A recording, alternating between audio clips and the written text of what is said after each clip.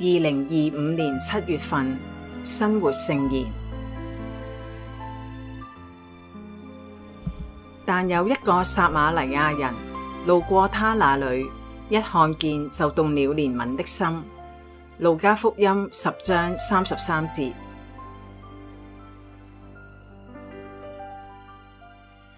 馬丁正係喺歐洲一個大都市嘅地鐵列車上面，周圍所有嘅乘客都專注喺自己嘅手機，表面上同外界相互連接住，但係實際上卻被困喺孤獨之中。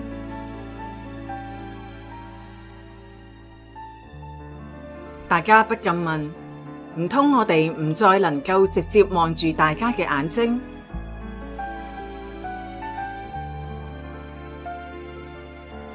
呢一個係非常普遍嘅體驗，尤其喺現代社會中。雖然物質富足，但係人際關係日益貧乏。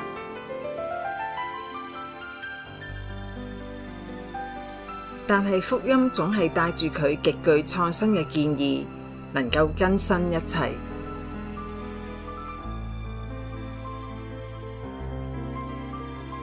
喺耶穌同一位法學士一段長時間嘅對話中，法學士問耶穌，佢應該點樣做先至能夠獲得永生？耶穌藉住呢一段著名嘅善心嘅撒瑪黎雅人嘅比喻嚟做咗回應。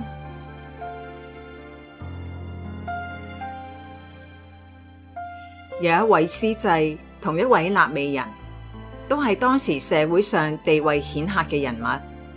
當佢哋睇到路邊有一個被強盜襲擊而受傷嘅人嘅時候，佢哋竟然無動於衷，好冷漠咁經過咗。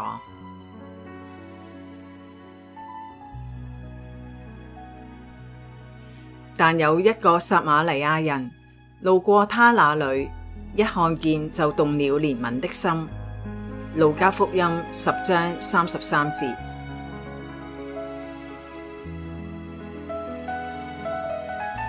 提問嘅法學士當然熟悉知道要愛近人嘅神聖誡命，但係耶穌向佢推薦咗一個被當時嘅猶太社會視為宗教異端同敵人嘅撒瑪黎雅人做榜樣。當佢睇到喺旅途中受傷嘅人嘅時候，就被出自內心深處嘅憐憫之情所驅使，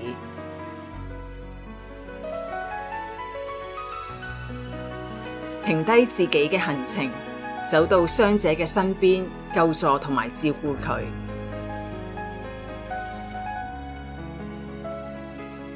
耶穌知道每個人都會因為罪惡而受到傷害，而呢一個正係佢嘅使命。要以天主白白恩賜嘅憐憫同埋寬恕嚟治癒人心，由此使佢哋能夠互相親近同埋分享。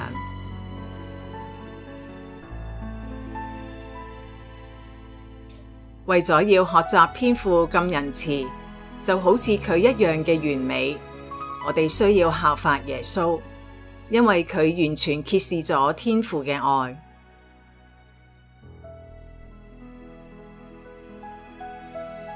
愛具有絕對嘅價值，能夠令其他一切事物添上意義。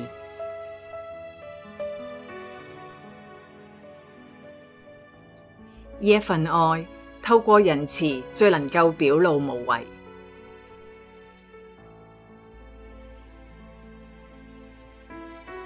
呢一種仁慈嘅愛，讓我哋總係以全新嘅目光嚟看待每一日喺家庭、學校同埋工作中遇到嘅人，並且忘記佢哋嘅過失同埋缺點。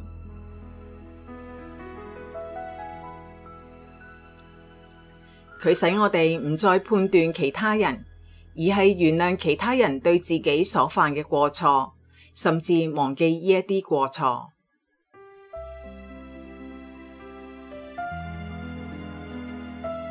但有一個撒瑪黎雅人路過他那裏，一看見就動了憐憫的心。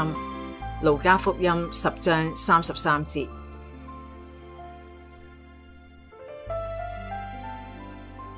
耶穌俾咗決定性答覆，係一個明確嘅邀請。你去也照樣做吧。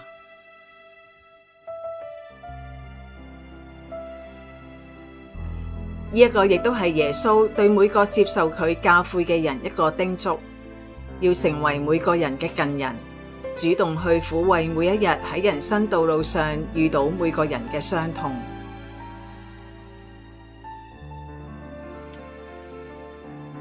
要活出福音待人親近關懷嘅精神，我哋首先需要祈求耶穌治癒我哋嘅偏見同埋冷漠，呢一切蒙蔽咗我哋嘅眼睛，使我哋無法看清楚自我之外嘅世界。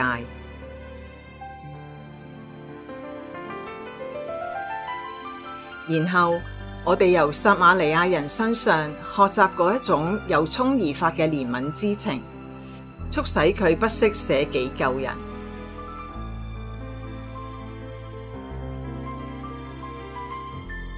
讓我哋效法佢，隨時準備好第一個主動咁向其他人伸出援手，願意傾聽其他人，體會他人嘅苦痛，擺脫對他人嘅批評同埋判斷，或者因為擔心會浪費時間而產生焦慮。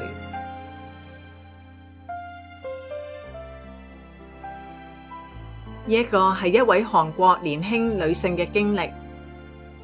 我曾經嘗試幫助一個嚟自不同文化背景，而且唔係太熟悉嘅少年。雖然我當時仲唔清楚要做乜嘢，點樣去做，但係我仍然鼓起勇氣去嘗試。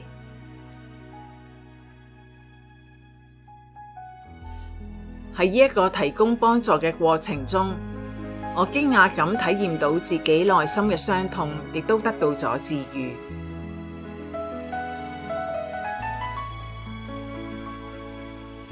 呢一段生活聖言，讓我哋體驗基督宗教人民主義提供咗嘅金鑰匙，讓我哋認識到我哋共同嘅人性，我哋都係天主嘅肖像。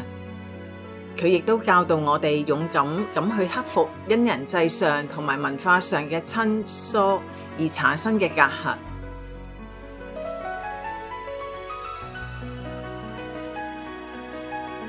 由呢一個角度出發，能夠將我哋嘅眼界擴展至所有人嘅視野，進而重新發現社會生活嘅根基。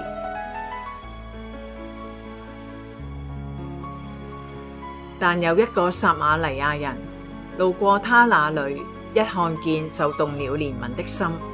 路加福音10章33節。